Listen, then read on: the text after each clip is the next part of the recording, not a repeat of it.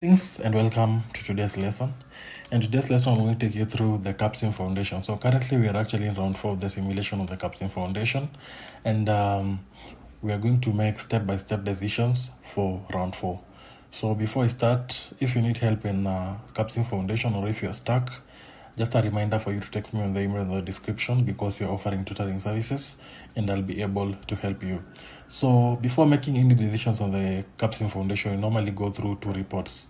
One of them being the industry conditions report and the capstone carrier. So we shall start with the first one, which is the industry conditions report.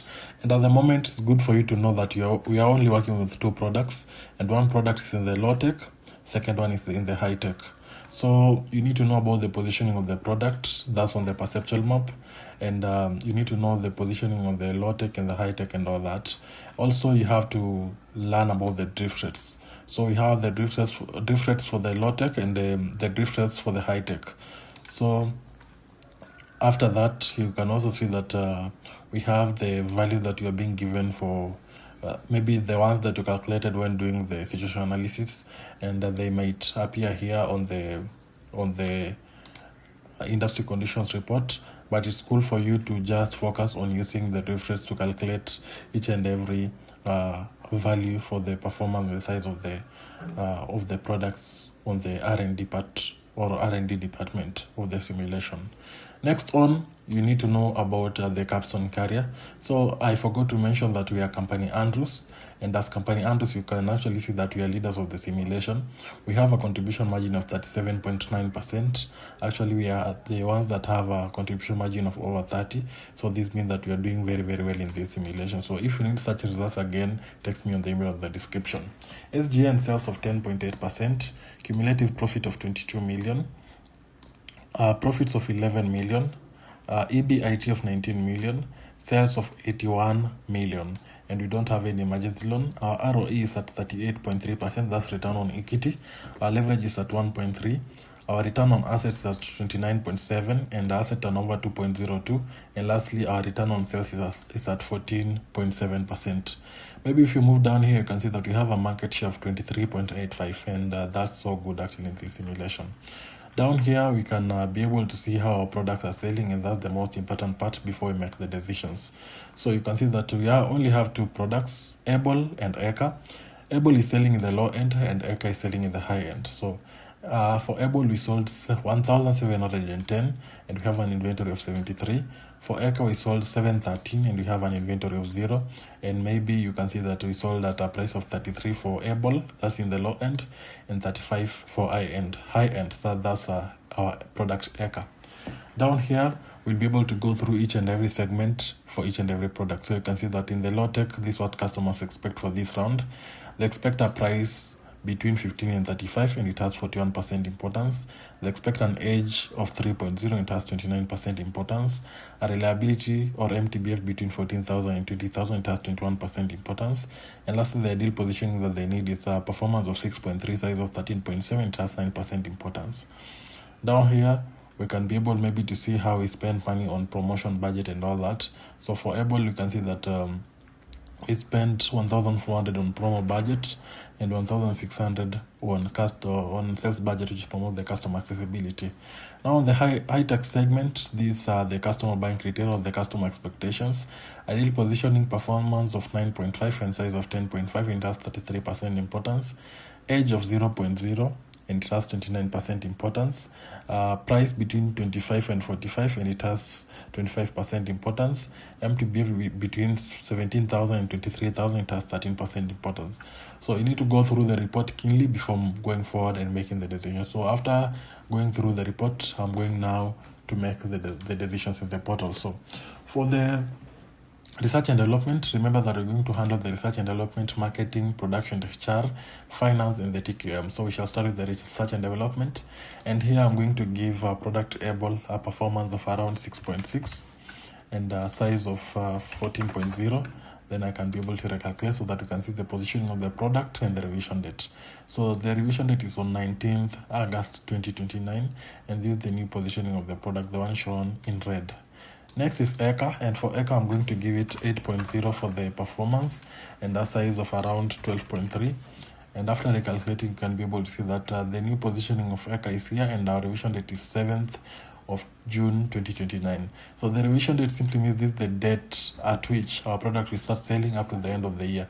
Remember that the year runs from January to December, so it runs from 31st December the previous year to the end of the year, which is now 31st December 2029. So it's cool for you to sell the product within the same year. That's why you can see that all our revision dates are in the year 2029.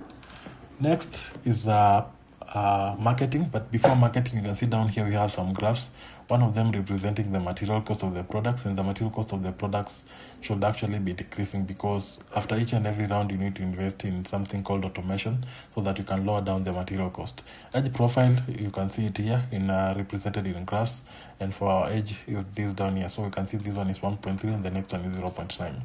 Next on is marketing department. So under marketing department, we're actually talking about 4 things. One of them being the price, promo budget, sales budget, and the forecast part. So we shall start with the price.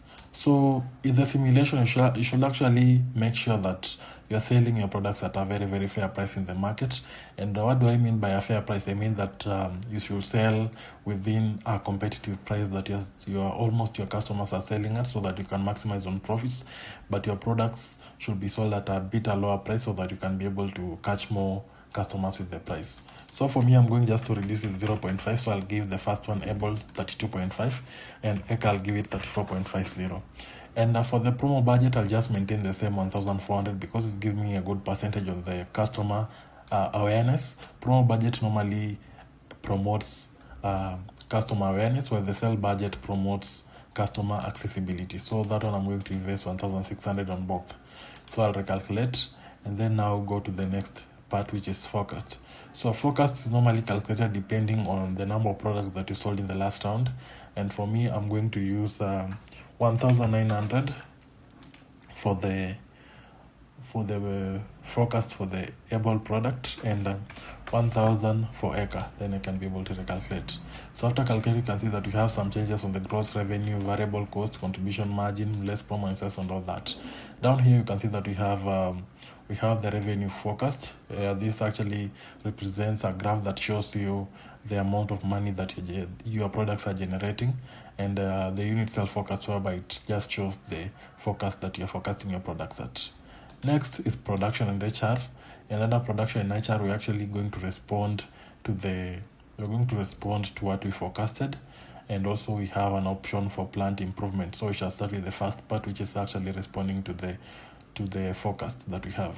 So you can see that we forecasted 1,900 and we have an inventory of 73. So I'm just going to produce 1,900, and for Eka we forecasted 1,000 and we have an inventory of 0. So I'm going to produce around 1040. Then I can be able to calculate. So after calculating, you can see that the production after adjustment is 1881. So it will be 1881 plus 73, and that will be our total products in the market. So we have a little bit more, or we add a small buffer so that we can be able to avoid stocking out. For Eka, I'm producing 1040, but production after adjustment is 1030. So we have 30 more products in the company. Down here, we have the physical plant. And the physical plant normally helps us to buy or sell capacity and also buy automation. So we also have the margins, which I need to talk about. And on the margin parts, you can see that second shift production, we are using 81% for able, and for Eka, we are using 100%. Our labor cost for able is 9.23 and for Eka is 8.7. Our material cost for able is 9.64 and for Eka is 12.94. So the total unit cost is at 18.8 for able and 21.64 for Eka. And you can also see the contribution margin that our products are generating. We have 41.9% for able and 37.3% for Eka. So this is so good for our products. So down here we have an option of buying more capacity, because you can see that for the two products, all of them we are trying to go down on, or maybe we are trying to actually we are almost getting out of fund with the capacity that we have, because we're actually producing more. So this means that we need to buy more capacity so that we can be able to have that ability of producing more products. So for the first one, I'm going just to buy a capacity of 300, and the second one I'm going to buy a capacity of 380. Sorry, so it will be 380.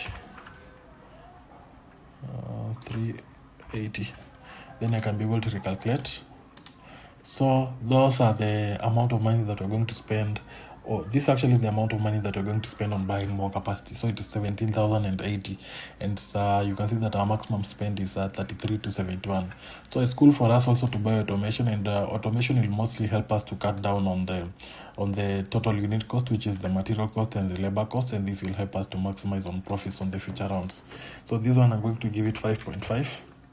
and this one I'm going just to make it, to maintain it at 5, then I can be able to recalculate.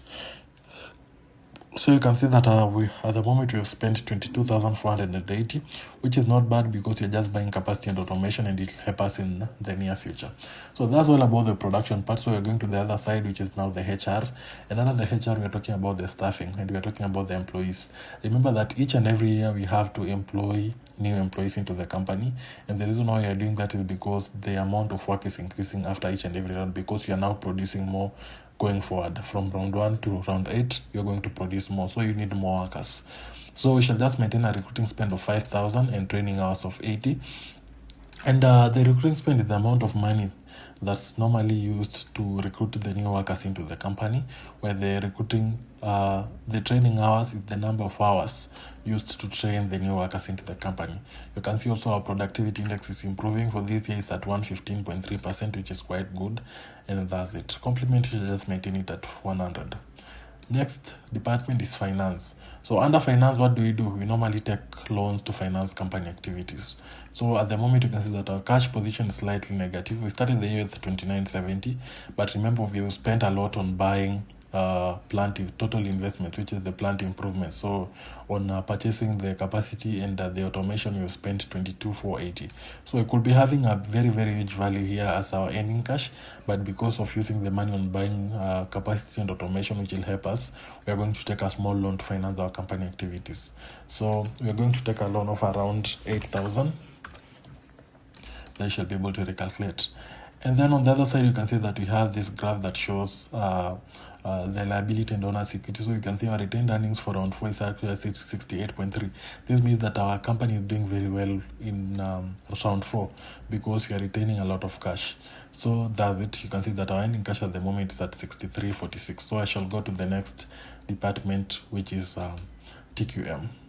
And for TQM, total quality management is a department that normally help us in these or has these impacts. One of them being the material cost reduction, labor cost reduction in the R&D cycle time, and also reducing the administration cost, and also it increases the demand.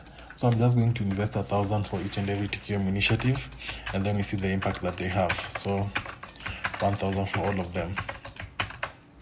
Maybe if you need to understand the TQM better, you can go through my videos. I had already uploaded the video about the TQM, and you'll be able to learn about each and every TQM initiative. So you can see that in the worst case, material cost reduction is going to reduce at 5%, best case 6.4. Labor cost reducing, worst case 6.5, best case 8.3. R&D cycle time 26.7 worst case, 33.9 best case. 38% for the administration cost reduction, 51.3 for the best case, 6.1 on the demand increase, that's worst case, and 8.3% for the best case. So that's it. Next, we shall be able to check our pro forma and see our score.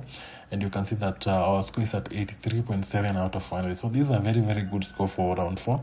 And this simply means that in the future rounds, we're going to do better, and we might even click something like 95 out of 100.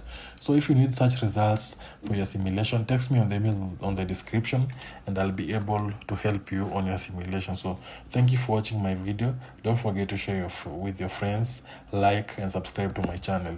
And if you need help, you can contact me on the email on the description, or on the WhatsApp number if I'll put it on the description, and I'll be able to help you out. So thank you for watching my video.